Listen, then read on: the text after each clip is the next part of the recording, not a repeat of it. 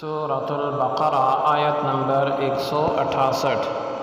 اعوذ باللہ من الشیطان الرجیم، بسم اللہ الرحمن الرحیم۔ یا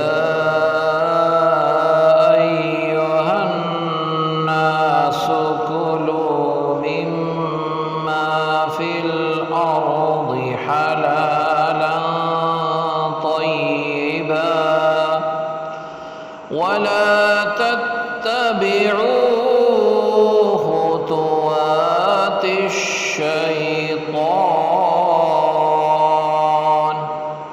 إنه لكم عدو مبين۔ لفظ ترجمہ ہے یا اے الناس لوگو، کلو کھاؤ من سے ما جو فی میں الارض زمین، حلالا حلال، طیبا پاکیزہ، وا اور لا نہ تتبعوا پیروی کرو، خطواتی قدم، الشیطانی شیطان کے، انا بے شک ہو وہ لا واسطے کم تمہارے، عدو دشمن، مبین ظاہر۔ با محاورہ ترجمہ ہے اے لوگو، زمین کی چیزوں میں سے جو حلال اور پاکیزہ ہے کھاؤ، اور شیطان کے رستوں پر نہ چلو، بے شک وہ تمہارا کھلا دشمن ہے۔ آیت کی تفسیر میں فرمایا گیا کلوا مما فی الارض حلالا طیبا، جو کچھ زمین میں حلال پاکیزہ ہے اس میں سے کھاؤ۔ مشرکین نے اپنی طرف سے بہت سے جانوروں کو حرام قرار دیا ہوا تھا، اس کے متعلق یہ آیت نازل ہوئی کہ زمین میں پیدا شدہ چیزیں اللہ تعالی عز و جل نے حلال کی ہیں اور لوگوں کے نفع کے لیے ہی انہیں پیدا کیا ہے، لہٰذا صرف ان چیزوں سے بچو جنہیں اللہ تعالی عز و جل نے خود منع فرما دیا، اور جن چیزوں سے اللہ رب العزت نے منع نہیں فرمایا وہ سب حلال ہیں۔ اس سے معلوم ہوا کہ اللہ تعالی عز و جل کی حلال کی ہوئی چیزوں کو حرام قرار دینا اس کی رزاقیت سے بغاوت ہے۔ مسلم شریف کی حدیث میں ہے اللہ تعالی عز و جل فرماتا ہے جو مال میں اپنے بندوں کو عطا فرماتا ہوں وہ ان کے لیے حلال ہے، اور اسی حدیث میں ہے کہ میں نے اپنے بندوں کو باطل سے بے تعلق پیدا کیا، پھر ان کے پاس شیاطین آئے اور انہوں نے لوگوں کو دین سے بہکایا، اور جو میں نے ان کے لیے حلال کیا تھا اس کو حرام ٹھہرایا۔ مسلم شریف ہے کتاب الجنت میں اس کا بیان ہے۔ پھر حلال اور طیب سے مراد وہ چیز ہے جو بذات خود بھی حلال ہے، جیسے بکرے کا گوشت، سبزی، دال وغیرہ، اور ہمیں حاصل بھی جائز ذریعے سے ہو، ہمیں جائز ذریعے سے ہو، اور حرام سے تعلق نہ ہو، یعنی چوری، رشوت، ڈکیتی وغیرہ کے ذریعے۔ احادیث مبارکہ میں رزق حلال کی بہت فضیلت اور رزق حرام کی بہت مذمت فرمائی گئی ہے۔ ان میں سے 3 احادیث جو ہیں وہ درج ذیل ہیں۔ حضرت سعد بن ابی وقاص رضی اللہ عنہ سے نے عرض کیا یا رسول اللہ صلی اللہ علیہ وسلم دعا فرمائیے کہ اللہ رب العزت مجھے مستجاب الدعوات کر دے، یعنی میری ہر دعا قبول ہو جائے۔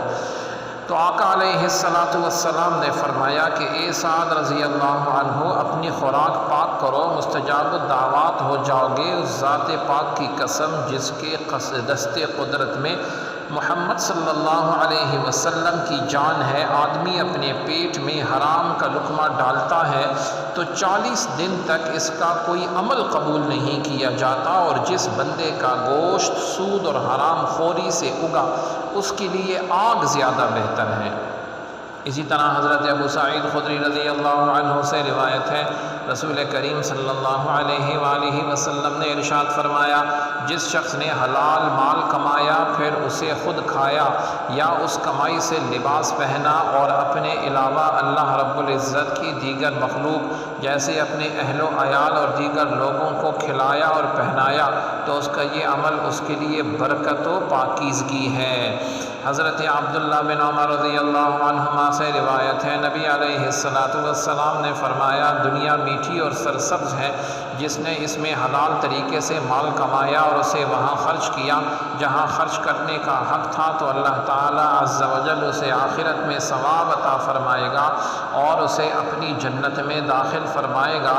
اور جس نے دنیا میں حرام طریقے سے مال کمایا اور اسے ناحق جگہ خرچ کیا، تو اللہ تعالیٰ عز و جل اسے ذلت و حقارت کے گھر یعنی جہنم میں داخل کر دے گا۔ اور اللہ تعالیٰ عز و جل اور اس کے رسول صلی اللہ علیہ وسلم کے مال میں خیانت کرنے والے کئی لوگوں کے لیے قیامت کے دن جہنم ہوگی، جیسا کہ رب العزت کا ارشاد ہے سورہ بنی اسرائیل میں، کلما خبت زدناہم سعیرا، جب کبھی بجھنے لگے گی جہنم کی آگ تو ہم اسے اور بھڑکا دیں گے۔ ان احادیث کو سامنے رکھتے ہوئے ہر مسلمان کو چاہیے کہ وہ حلال روزی کمائے اور حلال روزی ہی سے کھائے اور پہنے، اسی طرح لوگوں کو بھی جو مال دے وہ حلال مال میں سے دے۔ ہمارے بزرگان دین رزق کے حلال ہونے میں کس قدر احتیاط کرتے تھے، ان کی ایک جھلک ملاحظہ فرمائیں۔ چنانچہ ایک بار حضرت امیر المومنین حضرت ابو بکر صدیق رضی اللہ عنہ کا غلام آپ کی خدمت میں دودھ لایا، آپ رضی اللہ عنہ نے اسے پی لیا۔ غلام نے عرض کی، میں پہلے جب بھی کوئی چیز پیش کرتا تو آپ رضی اللہ عنہ اس کے بارے میں دریافت فرماتے تھے، لیکن اس دودھ کے بارے میں کچھ دریافت نہیں فرمایا، نہیں پوچھا آپ نے۔ یہ سن کر آپ رضی اللہ عنہ نے پوچھا کہ یہ دودھ کیسا ہے؟ غلام نے جواب دیا، میں نے زمانہ جاہلیت میں ایک بیمار پر منتر پھونکا تھا جس کے معاوضے میں آج اس نے یہ دودھ دیا ہے۔